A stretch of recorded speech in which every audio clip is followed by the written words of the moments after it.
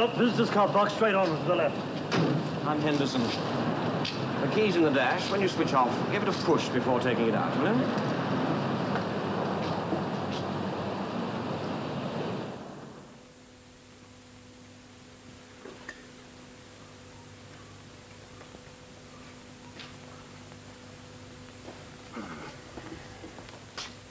No, I shan't need that. Now I know where to find myself. Got anything to measure with? Measure what? Well, I'm thinking of putting a desk in over there, 8 feet long. Might go. This is about a foot. Well, it's got some use, then. Morning, Donald. Oh, hello, Ken. Ah, sorry it looks so cheerless. Still, you weren't expected until tomorrow. No, 6 inches too short. Ah, well, there's more light over by the window anyway, thanks. My desk. I'm bringing my own. Oh, the one you used at Scott Furlong? No, but it was one of John's. He gave it to me when we finished there. Well, if you're bringing any other things, you might let Miss Satterby know. She'll be your secretary. She's been fussing all week getting the best for you. Well, I shall be bringing one other thing. My own secretary. Also the one you used at Scott Furlong? Also. Well, John's brought his Miss Lingard, too. So between the pair of you, we're going to look less joined than invaded, aren't we? Where's his office? Next to you. Were you neighbours when you were his personal assistant to Scott Furlong? No, I was his sales director at Scott Furlong. He didn't have a PA there. No. I wonder whether that means he intends to be less busy here or more. Actually, you'd have seen a name board on his door when you came along the passage, but he had it ripped off as soon as it was put up. Father was quite puzzled. He thought that John's idea of modern art would be Sir John Wilder writ large. Drinks cabinet to go well over there, don't you think?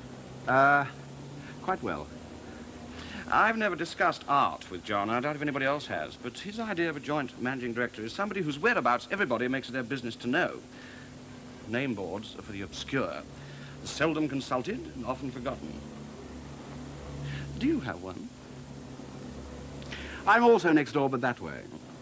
I hope you're not going to feel squeezed with a joint managing director at each elbow. Again, the managing directors might be joint, but the personal part of my title applies to John only. As founder, my father has his office on the floor above, of course. Oh, that way? Sorry? Right on top of you? Yes? What does he do when he wants you? Send, ring, or stand? No, that's mine. I told the doorman, but he couldn't have listened. You have to push the ignition before you pull it, otherwise the alarm engages. Well, I saw your buzz about. You needn't be windswept here, you know. Ah, tumbled. Hmm? Well, you're entitled to an executive fleet car. What sort? Well, yes, there's mine, you see, waiting to get into the park. Yours would be the previous year's. Well, yours isn't this year's either. No, I think I'll stick to my personal touch. Unless you can give me something like that.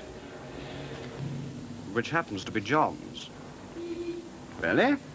Well, I thought it was Father's. Morning, Mr. Blythe. Morning, Foster. Perhaps that's John's. Coming up behind.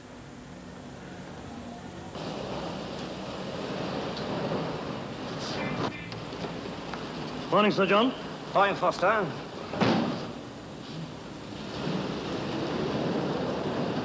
Going to be a bit confusing for me, sir, when you're both in. Hope I don't bring the wrong one when you call. I think you'll find that Mr. Blythe is the one without the radio telephone.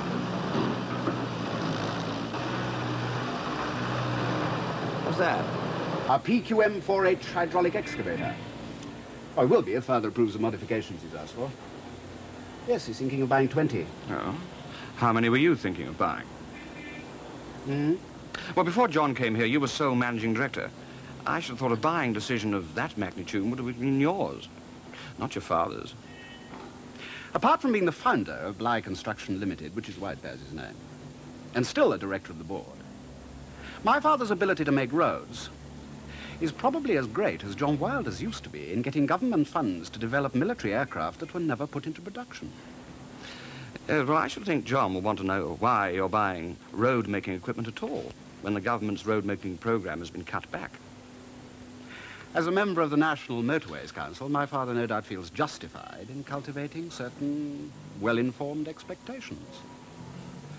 Yes, but the National Motorways Council is only a self-appointed pressure group. It hasn't got any power to allocate government funds, only to beg for them. Well, with an office in Belgravia, a staff of 25, a research department, a library, a PR team, and more than one member of Parliament on more than one side of the House. Oh, it is a pressure group, yes. But distinguished from most by an ability not only to press, but to impress. More than one could say for Neb so far. The National Export Board? Oh, but surely we're even better placed there. I mean, not only is John on it as well as your father, but it's been set up by the government. Yes, with a chairman who so far has been too consistently ill to install his board in permanent accommodation, let alone Belgravia. No, I should say father spends his time on Neb merely for a sense of public duty. John no doubt would see some advantage on being on it if he was still trying to export aircraft, but well, I'd be surprised if he fiddled about with it now he's here. Well, as a government appointee to a government body, like your father, I suppose he's ethically prevented from turning it to personal advantage anyway. Good morning, Mr. Blythe. Where's my son? No, don't buzz his office. He's not there. I looked in. He's here somewhere. I saw his car with the driver still in it. Find him, Miss Tillingshead, and when you do, tell him I should like him to come up immediately. Or if he's inextricably engaged, to inform me, as I don't expect to be in for more than 30 minutes. Anything here? Sunday Globe telephoned asking for an interview today. They need to know by 10 o'clock. Why? They say they need to deep research the story. Well, you've got it all down here why I can't make a firm appointment today. Export Board, 11 o'clock. Motorways Council, 3 o'clock. God knows what time they'll end. You asked me to remind you if you'll attend either or neither, so I can confirm or not. I shall. And I consulted Sir John Wilder.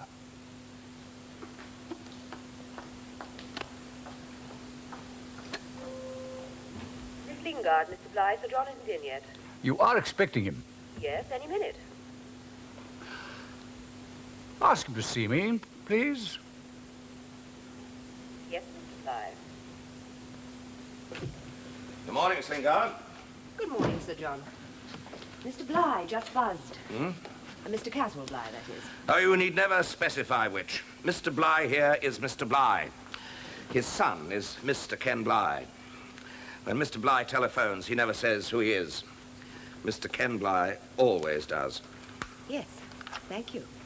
Mr. Blythe asked if you'd be kind enough to see him. Did he? In those words, kind enough? No, I suppose not. Might you also suppose that he simply said, tell him to come and see me?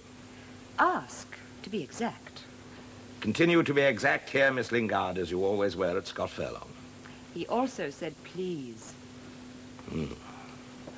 And buzz his secretary, tell her I'm in, if he'd care to come down and see me now. Is there anything in here to prevent that? Well, the Sunday Globe is asking for an interview.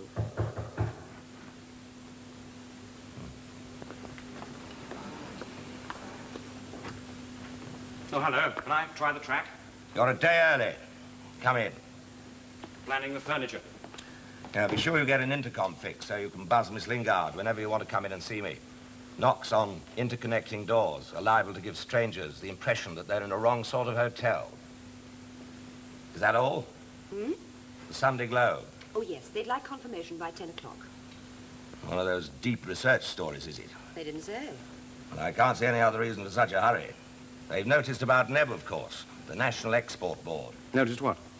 That both Caswell, Bligh and myself are on that board. While I was at Scott Furlong and in aviation, that was all right. But now I'm at Bligh's and in civil engineering. There's a government-appointed board, very strangely manned. 3 industrialists, 3 economists, and 3 trades unionists, according to the charter. But now those 3 industrialists, 2 come from the same industry, civil engineering, and from the same firm, this one. Matter of Caswell Bligh standings down, I suppose. That'll leave you on the National Export Board and him on the Motorways Council. That'll be all. Thank you, Miss Lingard. Caswell Bligh, Donald, sees himself one day standing for Parliament. Very soon after that, as Minister for, well, not transport, something very much bigger. An entirely new national road system. blasting superhighways through cities, blotting out minor towns to make way for clover leaves, changing the whole face of Britain. No. Neb's the last thing he'll stand down from.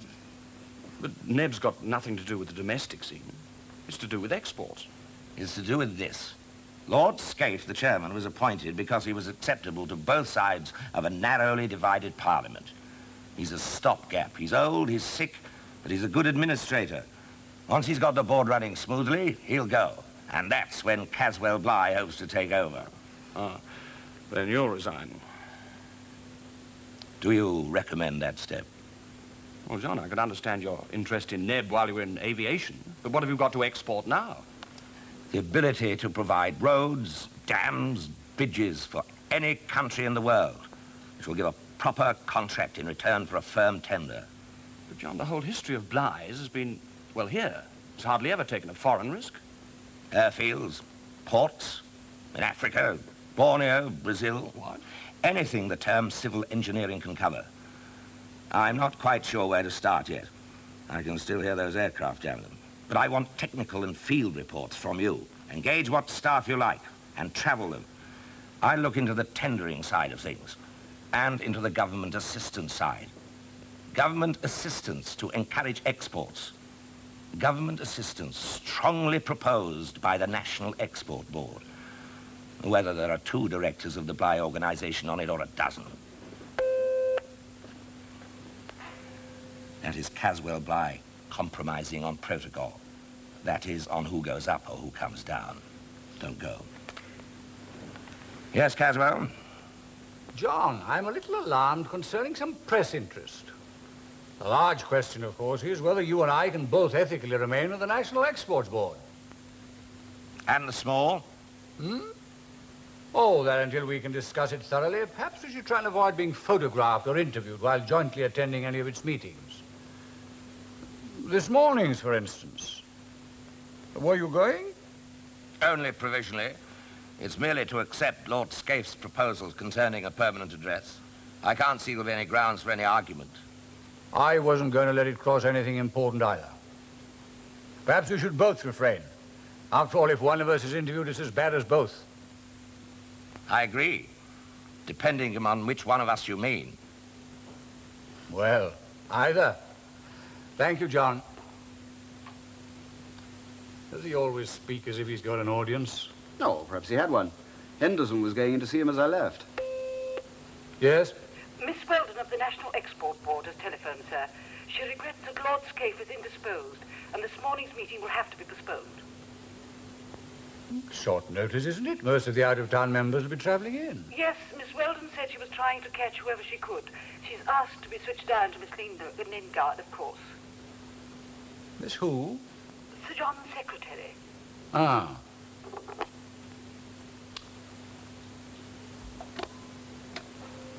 Yes, Mr. Bligh? Did you say I was in? In. Here, seeable, informable now. I simply took the message. Thank you. And I simply will not receive it. And on the National Export Board functions through committees. I'm on 2 of them, for example, with an economist and a trades unionist. I'm not, of course, on the Civil Engineering Committee. And what the members of that committee know is what I want to know. And that is, what British firms are tendering abroad, where, and at what price. I can't move myself, they'd throw me out. But you can dig as deeply as you like. Yes? Miss Weldon has telephoned on behalf of Lord Scaife. Ill, and the National Export Board meeting will have to be put off. All right, thank you.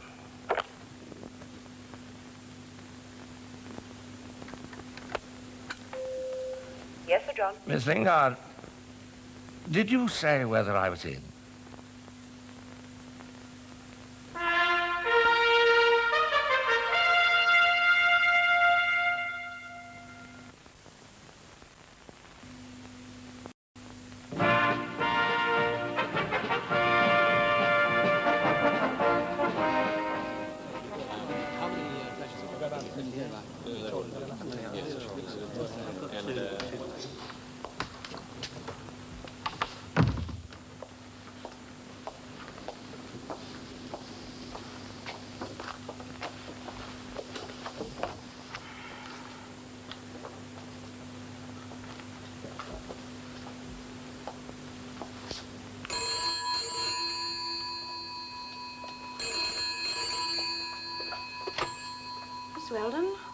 Hello, is that the National Export Board? Yes? Well, this is Lady Wilder speaking here. Has my husband arrived yet? No. Oh, well, when he does arrive... He's not expected today, Lady Wilder. Oh. Oh, dear. Have I got it muddled? I thought he said he had a meeting this morning. Well, anyway, this week, and there's only 2 days of it left. Well, there was to have been a meeting, but not now. I'd be glad to take any message for you, but I think you'll do better to ring the Bly organisation. I have. I thought I'd catch him before he went to the board, but he'd already left. For some other place, obviously. If he should look in, shall I ask him to ring you? Yes. Yes, if he should. Thank you, Miss... Susan Weldon. I'm Deputy Secretary to the board in general and to Mr. Townley in particular. Who's secretary to the board, isn't he? An under-secretary to the Ministry of something or other? Or was? How on earth do you all remember who's secretary to what? Oh, Mr. Townley is an assistant under-secretary in the civil list, and I'm a higher executive officer. We think of one another as HEO and AUS. Sounds rather chemical. Goodbye. Goodbye.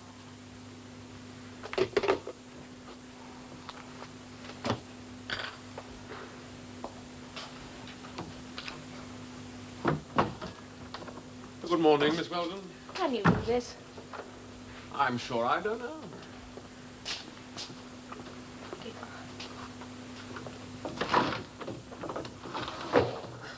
Freeze or suffocate, eh?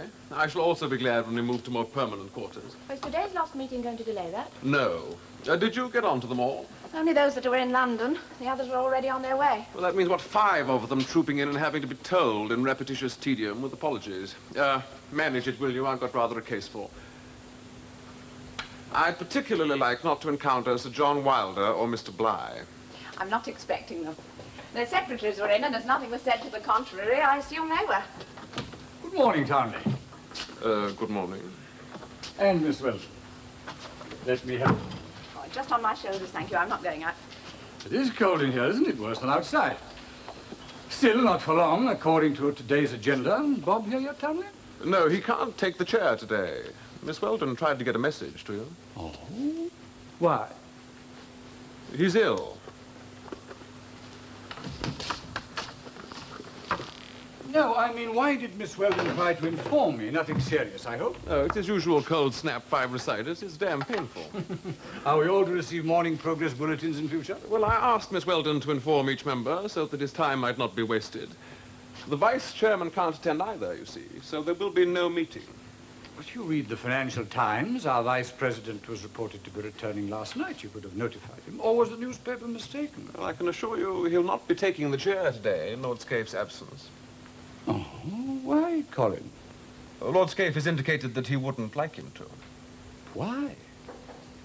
Because Lord Scaife, although it's not advisable for him to move about too much, is this morning capable of taking the chair himself, if he thought anyone should.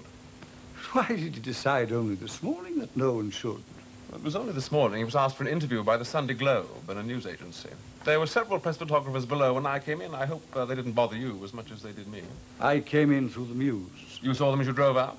Why else should I have gone round the back? Well, I'll be glad to reassure Lord Scaife about that.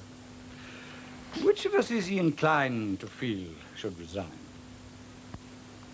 Well, I should think that as you and Sir John are in the same commercial firm, Lord Scaife, with his customary courtesy, would be glad to let you decide that between yourselves. And how long is he prepared to suspend the activities of the board until we do? He intends to dine with each of you as soon as possible. His concern this morning was to not have you both seen photographed attending a meeting. I'm sorry he didn't get in touch with me and say so personally. Well, he would have found such an action distasteful if it suggested in any way that you and Sir John might not come to an understanding unless requested to. John and I, Colin, are, as you mentioned, business associates, not political adversaries. You can assure Lord Scaife that I've already sounded John out, and that he's perfectly sensible of the embarrassment his remaining on the board would cause while I remained on it, too. Of course, I can't speak for John. I'm only the founder-director of Bly's these days. In a sense, John, as joint managing director, is my boss. Having said that, I've indicated how much more John is needed at Bly's than I am, and how much more time I have for the affairs of the board than he has. need I hint more deeply at the logical action that John is likely to take?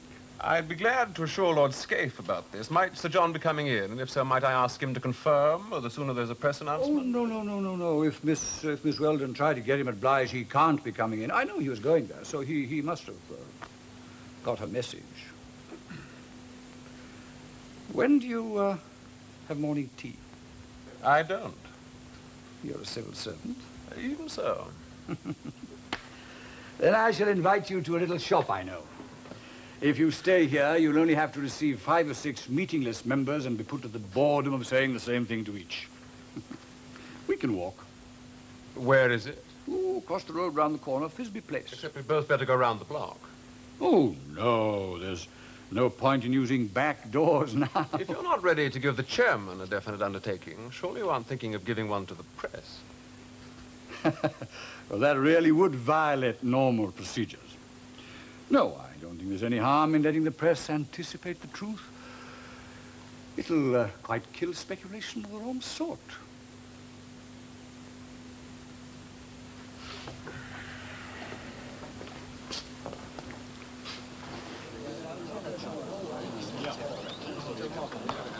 Mr. Townley, I wonder if you would care to add to your statement this morning. Well, since I refused to give you one, I can't think to what statement you're referring. Then there's considerable scope for addition. Hello, James. How is Ray Boscombe? I never see him. I'm on a Sunday now. Are you still on this board? Why else should I be here? Shall I assume then that Sir John Wilder intends to resign? That's the sort of thing you should only ask Sir John. I shall merely say that you're probably wasting your time waiting here to do so. Isn't he coming here today? I should be most surprised if he is. I refuse to be quoted, but there's no story left in this. You'll find that made plain very soon, in the normal way.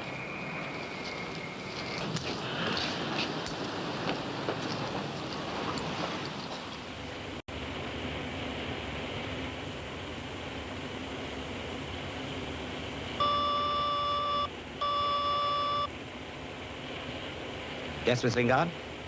Lady Wilder telephoned. Could you ring her back? What did she want? Did she say? She's uncertain whether you'll be going down for the weekend. If not, she'd like to invite her mother. No. No, I shall want the place to myself. Shall I ring her back and tell her to expect you then?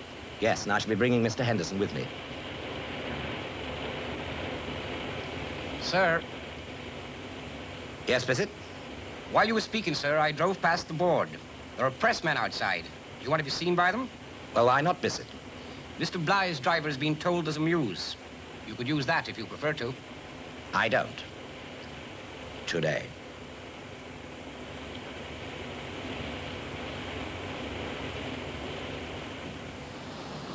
No, pack it in.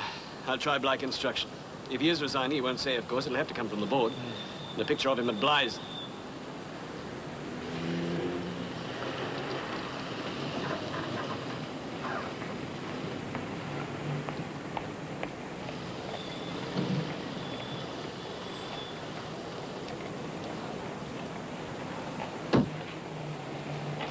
Hello, James. Hello, Sir John. I was just about to ring you. About what? Resignations. Oh? Whose? Yours. From where? Here. Rubbish. For how long? Until it's official. Today's meeting was cancelled. If you hadn't brought your resignation instead of posting it, what are you doing here? You're a rumor monger, James. Big ones and little ones. Big ones like my fictitious resignation. Little ones like this uncancelled meeting. Miss Weldon told me the meeting was cancelled. The secretary went off with Caswell Bly, so it certainly seems to have been. And who is Miss Weldon? Deputy Secretary to the Secretary. An HEO, put in last week. Hardly an authoritative source, James.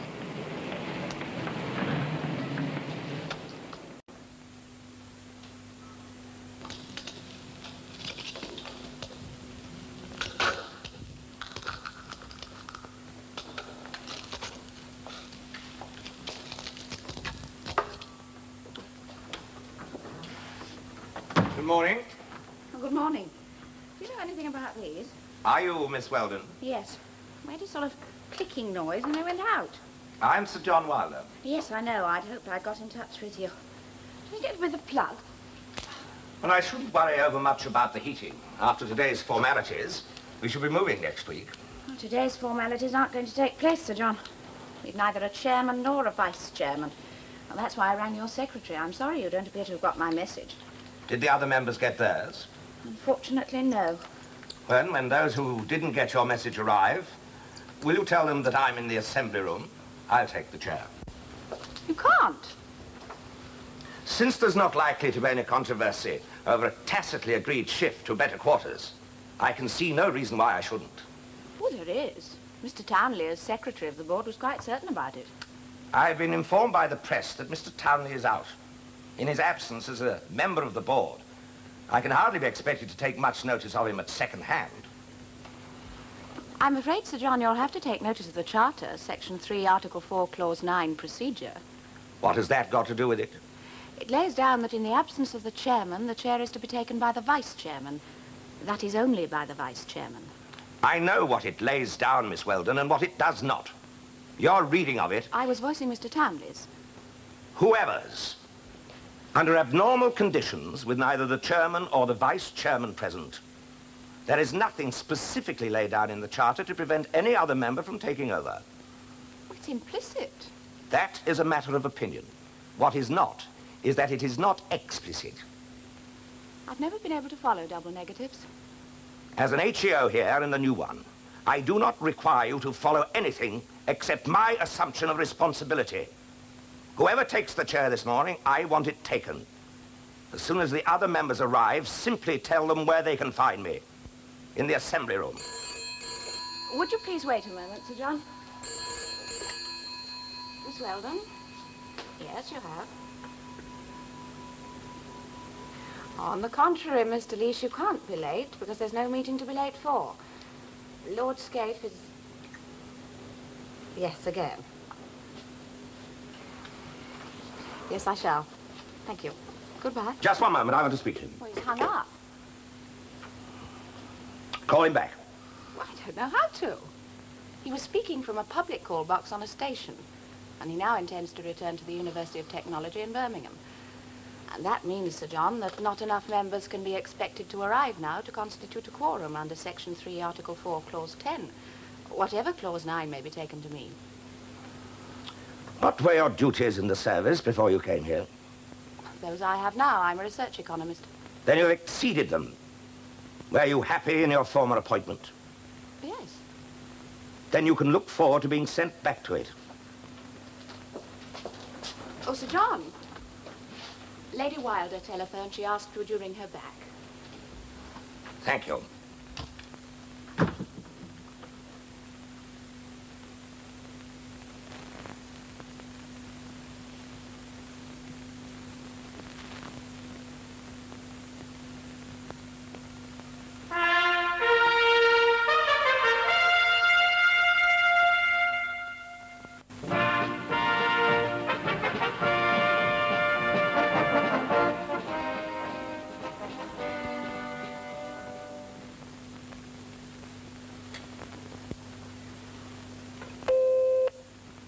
Yes? Can Mr. Henderson say good morning? Yes? Oh. Analysing it word by word? I shall be analysing the writer of it in a few minutes. I've invited him here. Oh. Well, at least none of the other papers have nibbled yet, there's that. There's also this. James is on the Sunday Globe. When he floats a small story like this in the Daily, it means he makes a bigger meal of it later on. How much of it's true?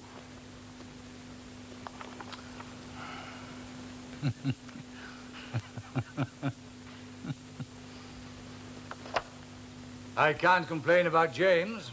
For a man who knows how to wring the most out of rumors, he's remarkably honest. Hasn't even named names. Which of you was the highly placed source who, how did you put it? Strongly hinted that the resignation was pending? I was. How soon is pending? As soon as I push, which is now. Yes, Mr. Blythe? Ask Sir John Wilder. No. Henderson. He was to have started today, did he? Well, looked in yesterday. On your way down to your office, see if he's done so this morning. Pass me back. What? Well, I said, Who was the unnamed member who thought the meeting was on? Several of them. But the one that's meant here is me. And I would have got it on if a certain Miss Weldon, who rejoices in all the rank of an HEO, hadn't got out her ball of Whitehall red tape and hog-tied me. She did that to you? The trouble is never beating the big people that you know. It's the little ones you've never even heard of. You don't notice them as they creep about the floor and you trip over them. Well, I hope we didn't bruise her too much. She's in a position to bruise you back.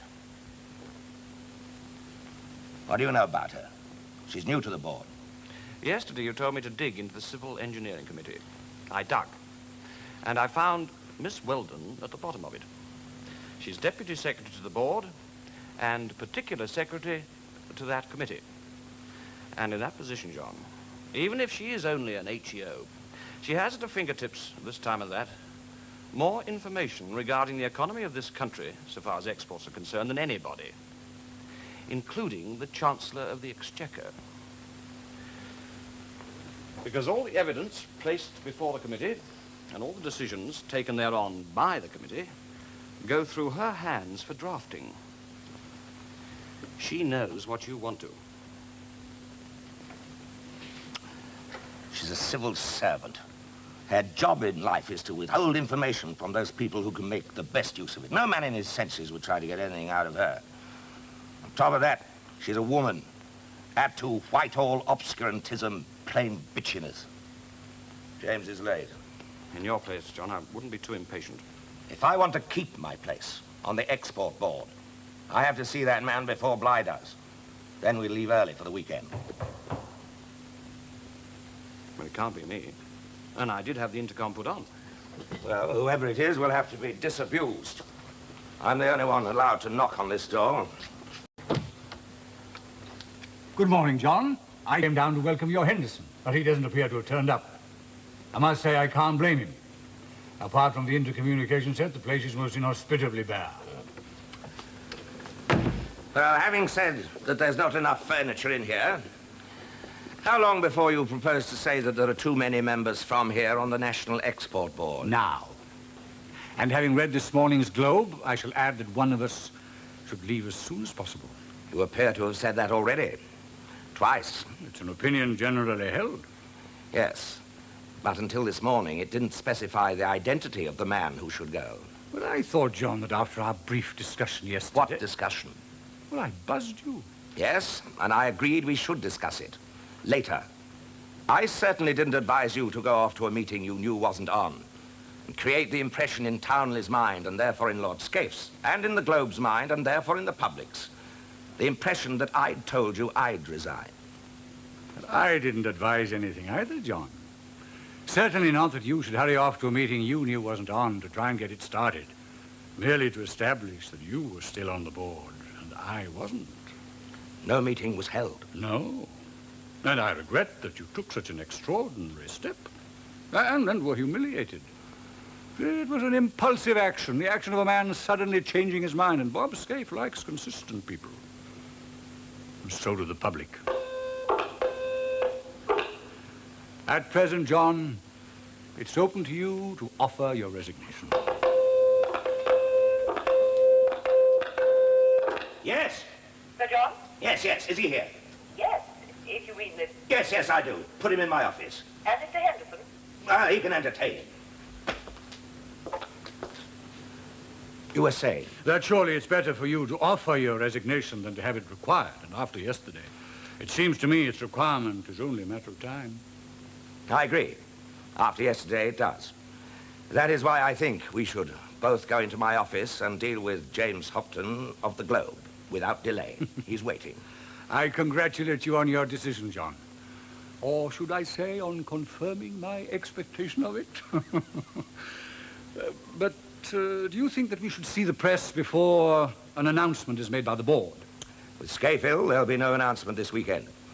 If we see James together off the record, it will stop all speculation. Good morning, James. You're late. No, don't get up. After this morning's speech, I'd be glad to knock you down again. I said no more than you said to me. And you. Mr. Bligh? No, thank you. I'd like to see you later. I'd like a gin and tonic. Caswell and I have both come to one conclusion about your story, that it brings matters to a head. I don't have to tell you whichever of us resigns or doesn't. Such announcements can only come from the board. But if I say confidentially what we both feel, can I take it that you'll accept it and stop speculating? I should have to. Good. Then instead of continually asking yourself which one of us shall resign, try asking yourself why either of us should.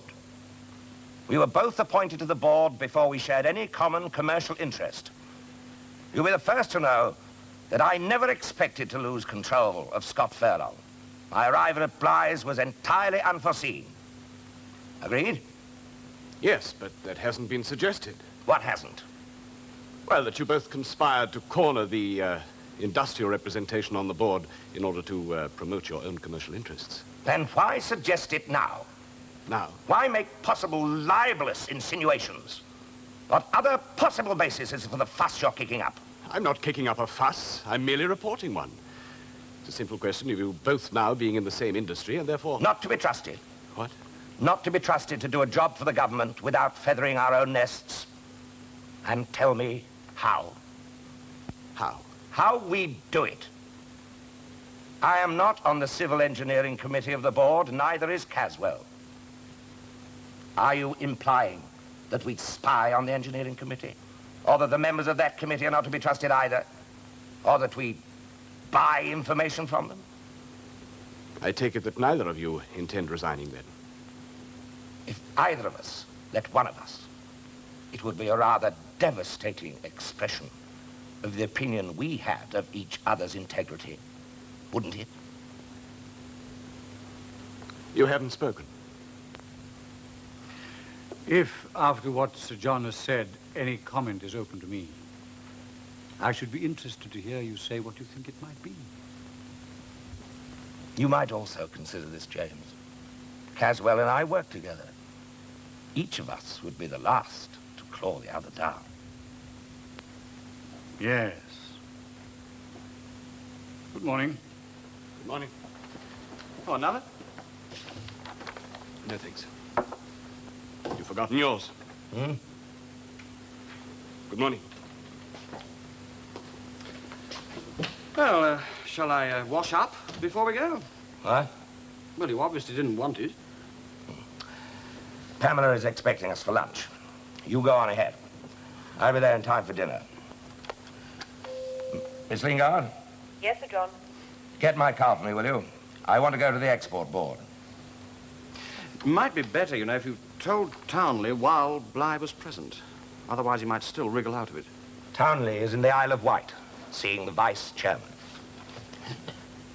I don't accept that I owe this Miss Weldon an apology, but I think it might be just as well to smooth things over.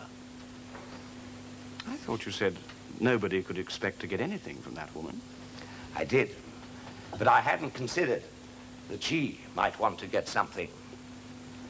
Women who want, give, you know.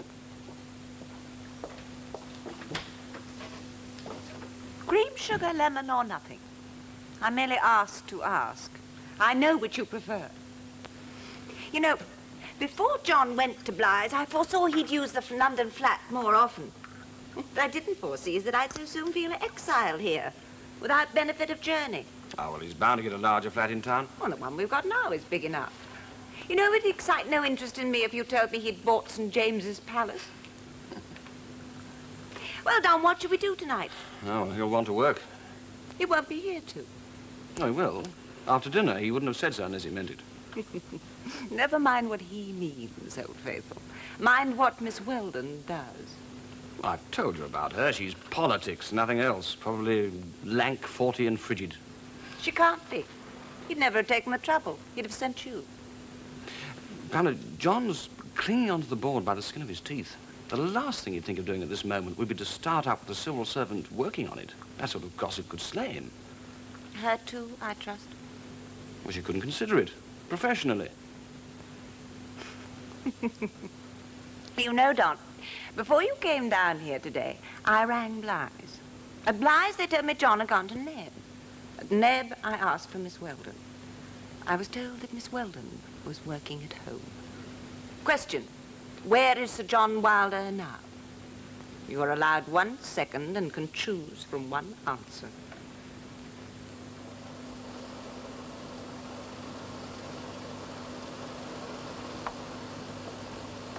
Tea or coffee? Either sounds an anticlimax. Well, you must have something. You have a long drive. Cocoa, then. We shouldn't have done that, you know. No. That worries me much less that we shouldn't again.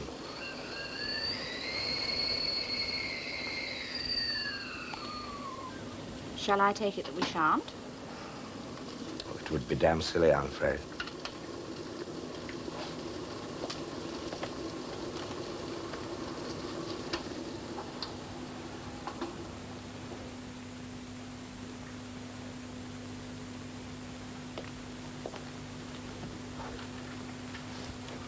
Are these what you're working on? What? These files? Civil Engineering Committee minutes, motions, evidence of hearings. Who's tendering what, where, abroad. Interesting? Form your own opinion. Not confidential. Quite confidential.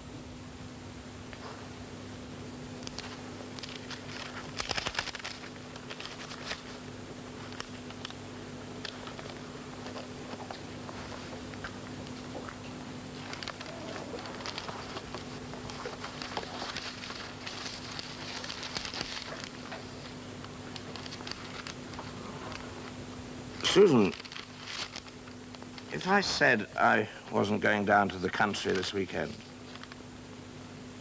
would you be free?